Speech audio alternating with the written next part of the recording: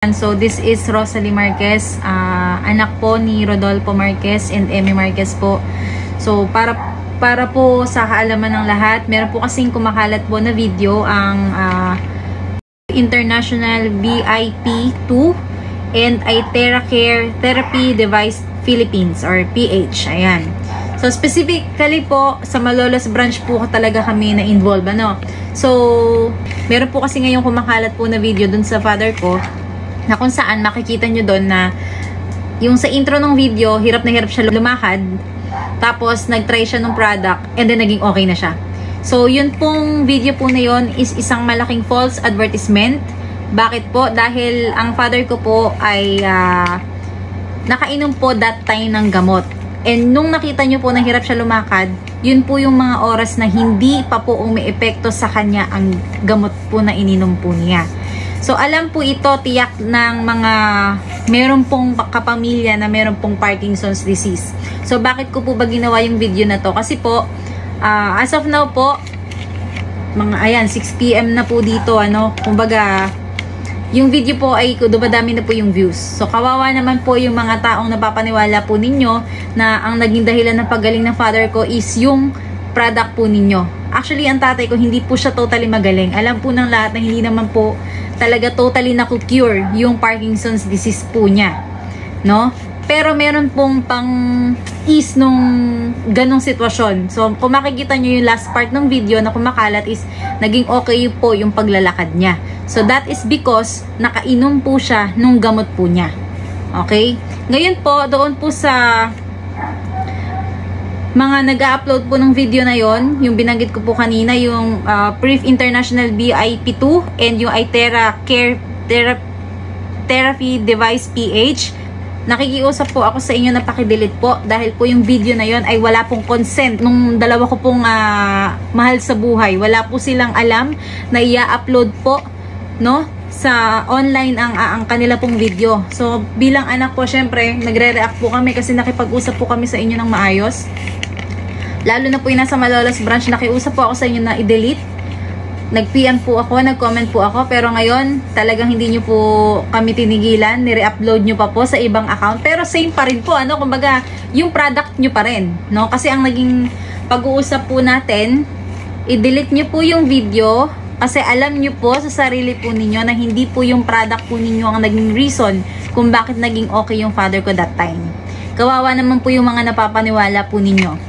And then, hindi po nila dinelete, nire-upload pa. Ngayon, nung nagko-comment po kami, nung nagko-comment po ako, dinidelete nyo yung mga comments ko.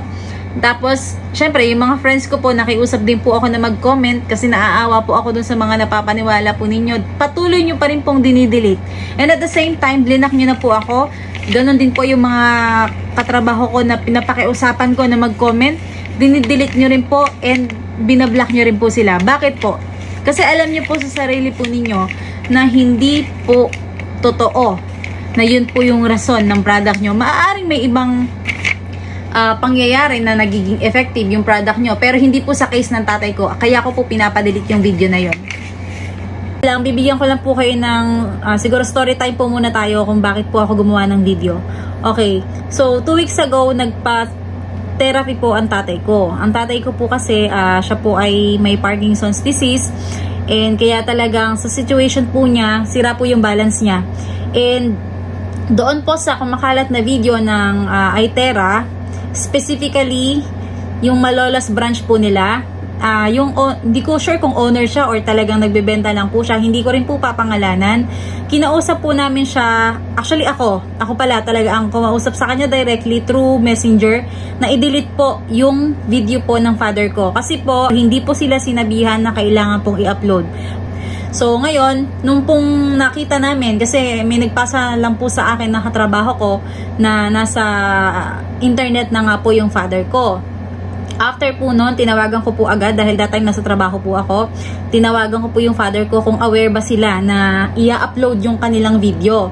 So hindi daw po alam na i-upload, kaya ako po personally nag-message po ako sa kanya privately Kaya lang, hindi po siya sumasagot. So, napilitan po akong mag-comment. Pero yung comment ko naman po is maayos na maayos po. Ang sinabi ko po sa kanya ay may PM ako. Aside from that, kung pwede pong i-delete yung video dahil iba po yung naging rason kung bakit po nakalakad yung father ko.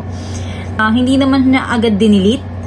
Medyo tumagal pa siya kasi that time parang lunchtime ko siya kinokontak.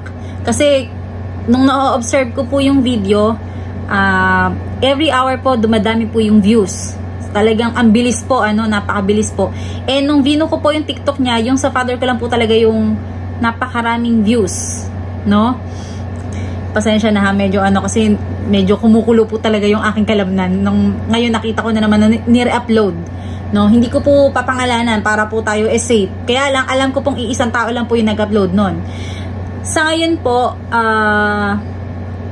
nung pong time na kinausap ko siya, ang sabi ko sa kanya, paki-delete na po yung video dahil po dumadami yung views, and nababasa ko rin po na medyo dumadami rin po yung napapaniwala niya na ang dahilan po ng pagkakalakad ng father ko is because of their product po, which is hindi po yon ang dahilan kung bakit po nakalakad ang father ko. Okay? So after po nun, umuwi na po ako sa bahay. Chinek ko, hindi pa rin siya nadidelete. So medyo syempre ako, as nag-antay na napakatagal na kanina ko pa kausap, ang sabi niya kasi, sige po ma'am, i-delete ko po. Kaya lang, hindi pa rin niya nadidelete. Ang rason niya, nagda-drive daw siya. Nag-send pa siya ng picture na i-delete na nagda-drive siya, katunayan kaya niya hindi niya ma-delete. So kung mapapansin nyo, kapag nagbura naman po tayo ng video sa TikTok, isang click lang naman po yun. Gaano po ba kahirap yun? So pinag-antay pa rin ako. So okay lang, sige, bigyan natin ng benefit of the doubt. Talaga sigurong hindi niya ma-delete that time dahil driving siya. So okay, nung pag-uwi ko po ng hapon, nakita ko po yung mother ko may kausap sa phone. So, hindi ko naman po tinanong kung sino kausap niya. Hanggang sa nag-message po ako ulit dun sa lalaki, syempre, that time medyo naiinis na po talaga ako. Sabi ko, ano po ba ang mahirap sa pagde-delete po ng video?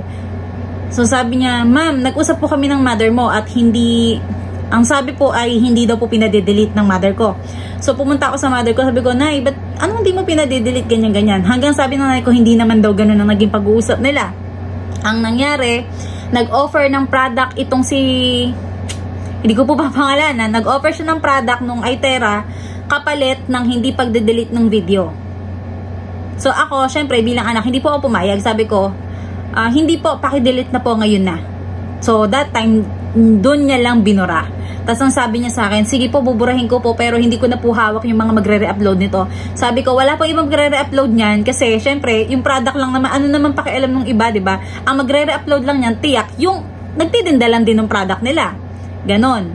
So yun na, doon na po nagtapos. So after ilang days, siguro mga 2 to 3 days pala rather. Ngayon, this afternoon lang, meron pong nag-send na naman sa akin nung sa Reels naman siya nag-upload. Pag tingin-tingin ko, ay Itera pa rin yung account. So, syempre ako, galing pa nga akong birthday nung inaanak ko, nung makita ko yun, parang syempre, na high blood po talaga ako. Pero syempre, iniingatan ko yung mga salitang kailangan kong bitawan. Hindi naman tayo basta-basta pwedeng mag-post, 'di ba? So, chinat ko yung account nung hindi ko sure kung ano pangalan ng account. Basta yung nagtitinda, yung account nung nagtitinda, ganyan. Sabi ko, pwede po bang paki-delete to? Ganyan. So, walang nagre-response. Napilitan ako mag-comment. Ang comment ko lang, paki-delete po itong video na to dahil wala pong consent yung pong pasyente na i-upload nyo po ito sa social media.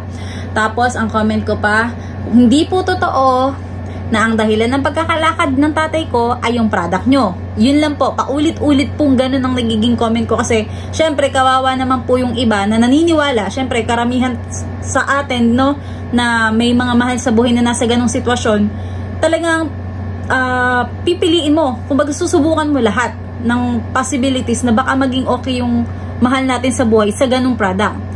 Kaya lang, syempre, sa case namin na alam naman naming lahat na hindi po iyon ang naging rason, no, yung Itera Classic. Hindi ko alam kung ano yung ginamit doon, basta Itera yung name na nababasa ko. Hindi po iyon ang naging dahilan ng pagkakabilis ng lakad ng tatay ko. Yun lang po yung gusto kong i-assure dito na hindi po iyon. Kaya po nakalakad ng tatay ko is because nakainom po siya ng gamot at may epekto na po ang gamot niya. At ganun po, aware po lahat dyan, ano, yung mga meron pong case ng Parkinson's, ganun po talaga sila. Nagiging dependent po sila sa gamot. Okay? So ngayon, balik tayo dun sa account nung, siguro i-edit ko lang dito, nakalimutan ko. Basta about iTera, tas international yung account na ginamit niya. Ano yun? Right International ata, hindi ako masyadong sigurado. Basta nag-comment ako na ganon, sabi ko pakibura po, hanggang maya maya nakita ko hindi na ako makapag-comment. Yung pala, dinidelete niya, inaalis po niya, pagkatapos blinak niya na ako. Makikita niyo yan dito, i-upload ko rin po kasi talagang naiinis po ako kasi kinausap ko po siya ng maayos. Kaya lang ngayon mapipilitan po talaga ako gumawa ng video para lang po ipagtanggol yung side namin, lalo na yung side ko kasi maayos ko siyang kinausap, tas ako, ganito po yung ginagawa niya. Dinilit po niya yung mga comments ko.